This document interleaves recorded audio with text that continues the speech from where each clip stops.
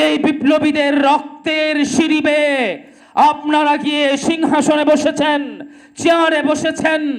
নেতৃত্বের স্বাদ আস্বাদন করছেন, তাদের রক্ত যদি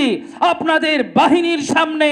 ঝরে পড়ে, তাদের জীবন যদি আপনাদের বাহিনীর সামনে নখদর্পণে র্যাব, পুলিশ, আর্মিদের নানান সতর্কতা আসার পরেও যদি তাদের রক্তকে, জীবনকে নিরাপদ করার মতো কোনো ব্যবস্থাপনা না থাকে, তাহলে সেই উপদেষ্টা প্যানেল আমরা বাংলাদেশ থেকে অবাঞ্ছিত ঘোষণা করতে চাই। ডক্টর ইউনূস সাহেব, আপনিও তো ভদ্রতার সাথে সময় পার করছেন। আপনি তো আপনাকে যে খুন করতে চেয়েছিল, আপনাকে যে পদ্মা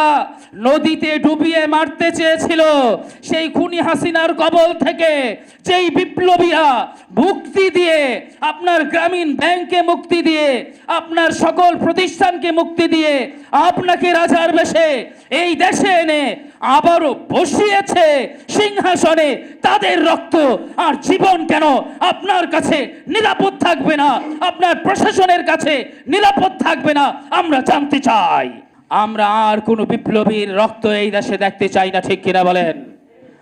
আমরা কোনোভাবেই আর কোনো বিপ্লবের সম্মুখ যোদ্ধার কোনো খারাপ অবস্থা আর জীবন নিয়ে শঙ্কা আমরা এই বাংলাদেশের মধ্যে আর বরদাস্ত করতে চাই না, ঠিক কিনা বলেন? যদি আর একটি গুলি কোথাও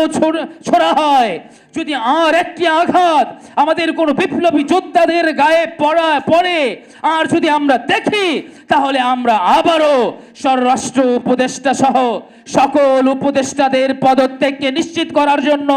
আমাদের যা করা দরকার আমরা তাই করব ইনশাআল্লাহ।